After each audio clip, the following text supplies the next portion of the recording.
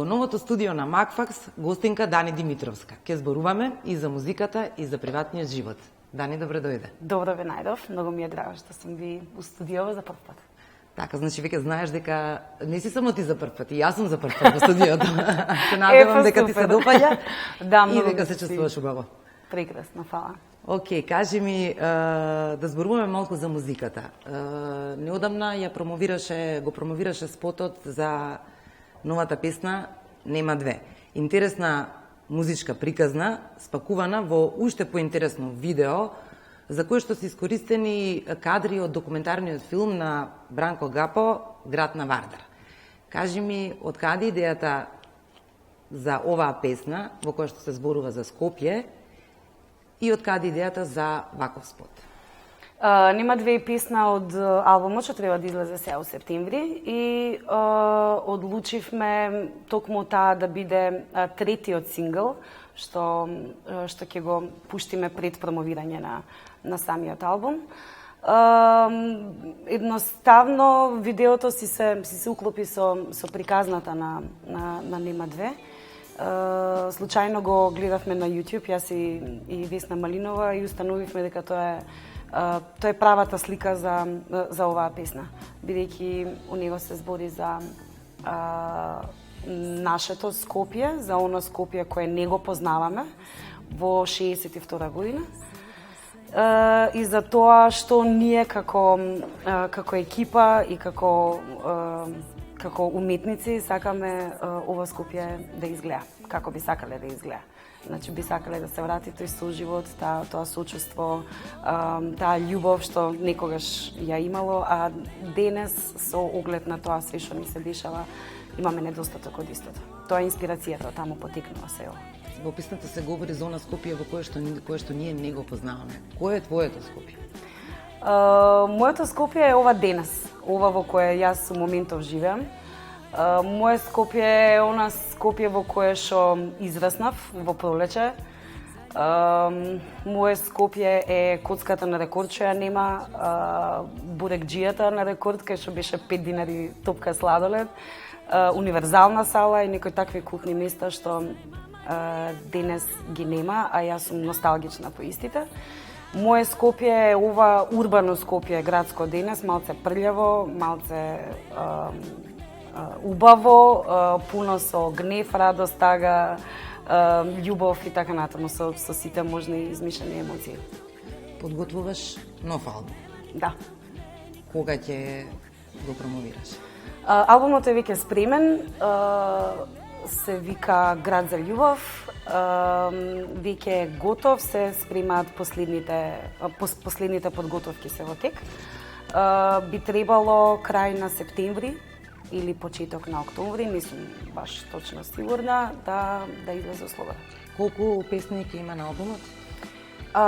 Има 8 песни, од кои веќе 3 се добро познати, а сега после овој сингл кој веќе е во етер месец дена, ќе пуштиме уште еден што се вика Лева десна. Ќе снимаш спот и за тој? И за тој ќе се снима видео, тој би требало да излезе негде у август и после заедно со промоцијата на албумот ќе извадиме уште еден сингл и така ќе останат 2 или 3 песни што нема да бидат чуени. Со кои автори соработуваше за песните за новиот албум? Весна Малинова Бобамов е мој долгогодишен соработник. Со неа соработувам у овие 18 години. Она е автор на целиот албум, аранжир и продуцент е Кирил Бабамов. Снимено е во XL студио на Дијан Мамировски со сите лајф инструменти. Кажи ми летото како го минуваш? Работно, настапуваш, свирки? Да, ова лето баш ќе биде работно, баш сум активна овој период на 60 степени. Меѓутоа не се жалам, има некои големи настани, кои што ќе имам концертни настапи. И после летово, здравје Боже, со промоцијата на албумот и концертното турне. Искрено морам да те прашам, ни сите овие години си карактеристична на музичката сцена, затоа што не отстапуваш од оној рок имидж, рок стил, енергичен, динамичен, кој што те карактеризира тебе како музичар на домашната сцена. Планираш да продолжиш така или можеби ќе изненадиш со нешто поинако? И во стилот и во однос на музиката?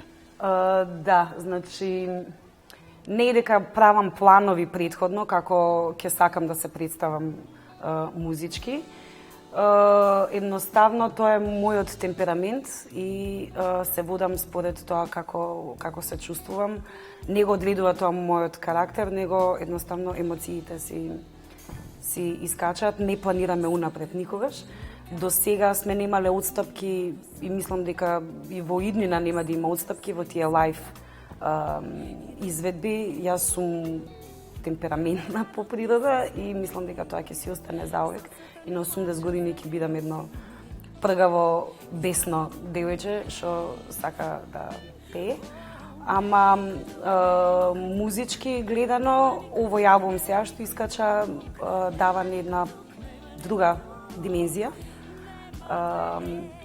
Музички го нема истиот звук од претходните два албуми, така да ќе биде нешто сосема ново и верувам неочекувано за публиката од мене.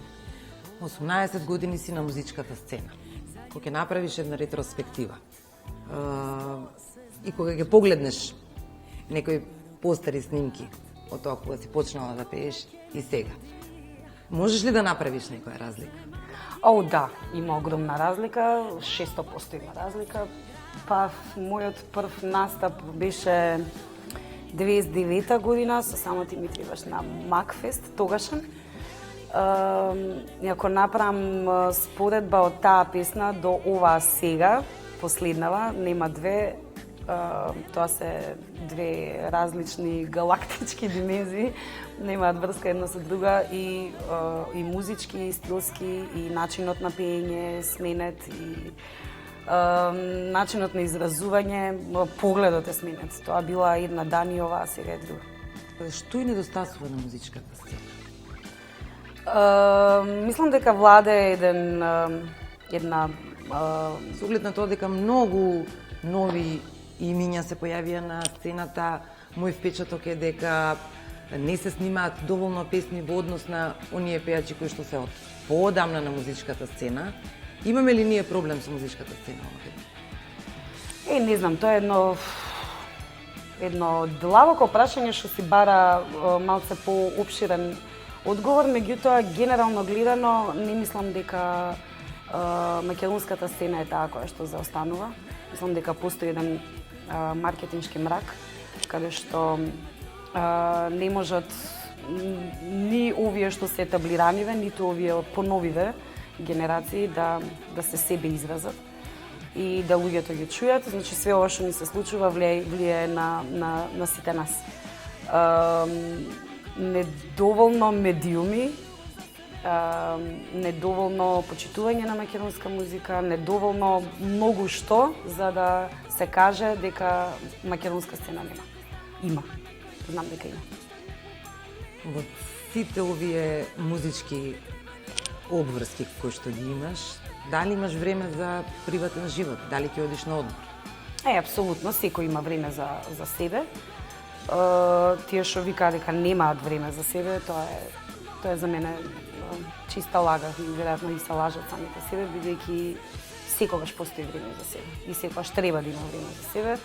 Ја не сум човек што може 20 дена да лежи на плажа. Мене ми е доволно 3-4 дена да се одморам, да напунам батерии, да се вратам пак назад, ама пак кажувам, тоа е до темпераментот. Имам време за себе, имам приватен живот, си го подредувам така како ми одговара и среќна сум со истото. Ме изненади што дојде со автомобил. Знам дека возеше мотор. Да, едно време. Што се случи со твојата Хонда? Тоа ми е непреболена љубов. Многу си го сакав тој мотор. Морав да го продадам. Појма немам зашто у тоа време. Беше прилично атрактивна со црвената коса, со локните и со Јас тоа не го гледам. Мене ми беше битно да не ставам кацига, за да може ветер да поминува низ коса и ми беше важна таа слобода што имав на моторот, затоа и го сакав. Многу често идев сама до Охрид, до Нови Сад, до Белград. Ти беше некој начин да ги наполниш? Тоа е издвување, да, значи ставав слушалки во уво, слушам музика и сум јас и природата врзани во едно. Тоа е едно чувство што откако го нема моторот, ужасно ми недостига, посебно во овие летни периоди кога име сезона на моторите. Што се случи? Едноставно ми требаше поголема и поудобна кола. Тоа се случи, што не значи дека нема повторно да има мотор, се надевам еден ден и тоа ќе се случи. Кога сме веќе кај скриените страсти и пасијата, знам дека и зимно време бордаш. Да. Долго време го правиш тоа? Па, долго, мислам некои 7-8 години веќе бордам, да. Си сакам поекстремни спортови, иако бордањето не мислам дека е нешто посебно екстремен спорт, меѓутоа ако треба да се бира меѓу скијање, што се смета за некаква класика, јас секогаш бирам она друго. Што се случи со сноубордот во подрумот, кој што секоја зима го вадиш, велиш ке купам нов, купи ли нов? Не. Секоја година викам ке те сменам, доста ти е. Ама не, се уште си го имам стариот борд и исто и на скијање не одам по 20 дена, значи идам 3-4 дена и тоа ми е Зимово беше Банско, памтам така? Да. Уште едно прашање имам. Пред неколку години промовираше колекција на чевли, кои што беа карактеристични во стилот и на некој начин те отсликуваа тебе. Што се случи? Има ли шанси повторно да... Да, тоа беше... Да направиш такво нешто? Тоа беше една идеја која произлезе многу спонтано поради потребата дека не можев да си најдам соодветни обувки, се беа нешто накинџурени и беа премногу. Така излезе тој муавет и за некое чудо помина многу добро. Целата колекција се продаде хитно и парите од таа колекција отидоа во хуманитарни цели. Беше тоа еден обид без план за да тоа трае, за да стане бизнис, за да стане нешто доходовно, него беше само онака ајде, нешто да се случи, да имам ја што да носам и на некој начин да се заработат пари за да се дадат во добротворни цели. Не знам што ќе се дешава натаму на тоа поле, немам никаква идеја и план, во моментов сум музички фокусиран. Дани, ти благодарам на разговорот. Тоа беше Дани Димитровска.